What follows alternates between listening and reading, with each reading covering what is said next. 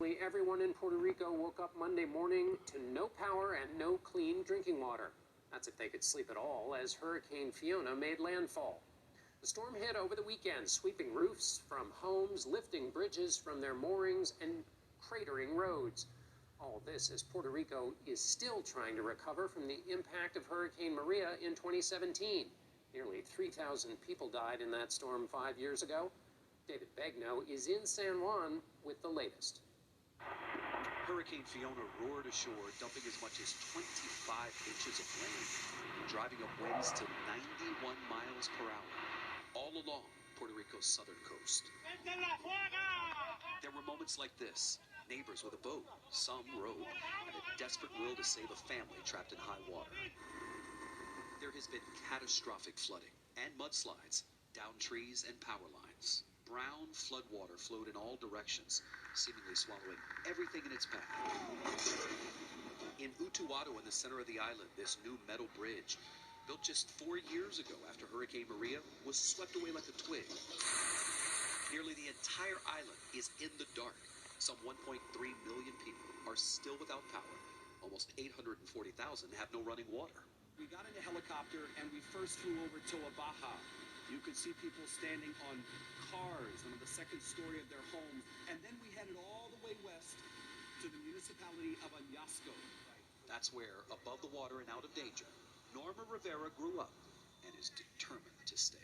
I'm not leaving. I'm not leaving. I'm going to make it work.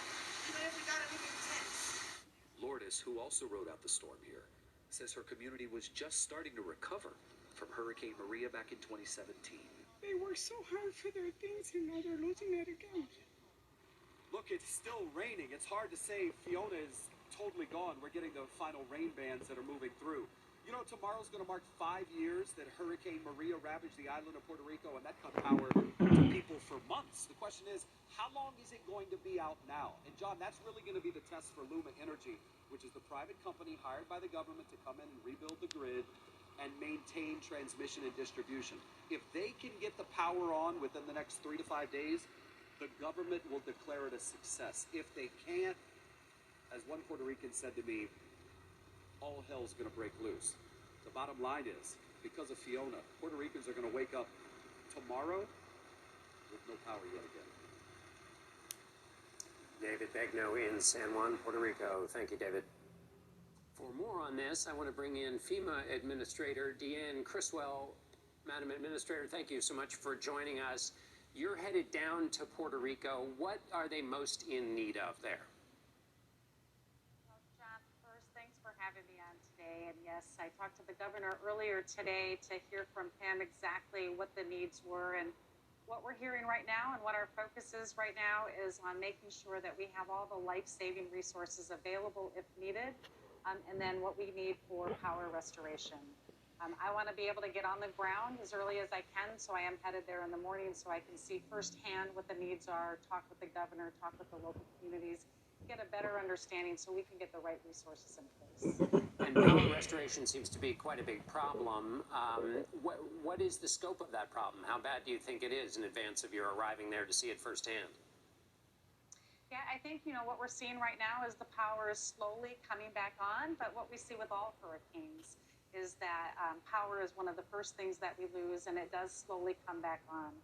The report that I got earlier today is that the generation side of the power is just fine, and that there doesn't seem to be any damages there.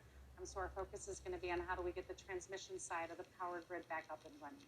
Right, so the stations that are delivering the power, okay, but it's got to get to the people. And that is a challenge for Puerto Rico. It's 5 years after Hurricane Maria, and there has been a lot of study and analysis of Puerto Rico. It was so hard hit, nearly 3,000 people died. And there has been, there are 3,600 homes that still have tarp on the roof. The 21% of the building projects, only 21% have been completed. Is there a particular challenge to Puerto Rico in building up infrastructure left over 5 years after Maria that makes it harder to recover from this current hurricane? Yeah, John, I think, anytime we're faced with a disaster like Hurricane Maria that is so catastrophic that the recovery is very complicated and it takes time. And we spend the first amount of that time really focused on those life-saving, life-sustaining actions and putting those temporary measures in place so we can look at the rebuilding. And when you look at rebuilding, especially in a place like Puerto Rico, what we're really focused on is how do we make sure that we are rebuilding more resilient, that we're not just putting it back the way it was, but we're taking the extra time to figure out what is it going to take to improve it and make sure it can withstand future events like we're seeing today. And then when you have a disaster like Fiona that's coming just 5 years after Maria, it does make the recovery a little bit more complicated. But I'm confident that the team that we have in place and what I saw a few weeks ago when I was down there checking in on the recovery, we've got the right people and a really solid partnership between us and the Puerto Rican government on making sure that we're helping Puerto Rico not just get back to normal, but better than they were before.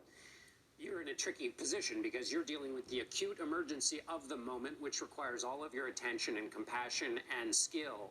And yet there are these, what seem to be chronic problems. Is it your view that they are not chronic, that this is just the pace that it takes after 5 years, or that your compassion of the moment notwithstanding, Puerto Rico has challenges that are, that it's not meeting in terms of rebuilding that infrastructure?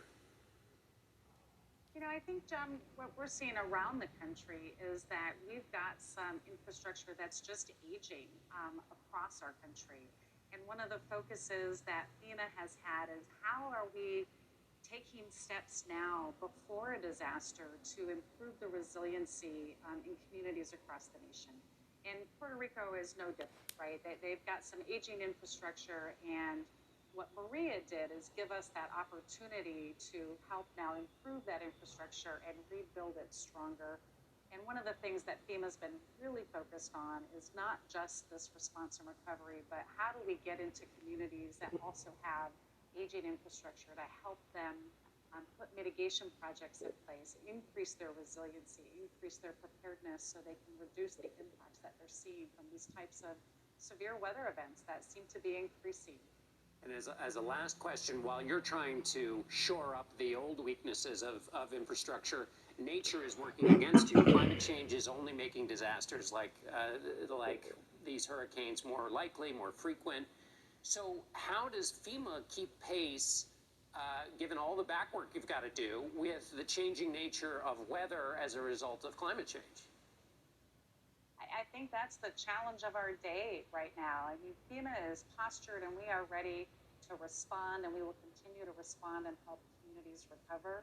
But we have to put a lot of effort into what we're doing beforehand. We know that the climate is changing, and we know that we're seeing an increase in the level of threat, the types of threats. The hurricanes that we're seeing right now are producing more rainfall than they have in the past, creating different sets of hazards. So we have to put the time in now to better understand what actions we can take to reduce the impacts from these future threats. Otherwise, we won't be able to keep up with the increased number of responses that we're going to have. We have to do the work now to build that resilience into these communities. FEMA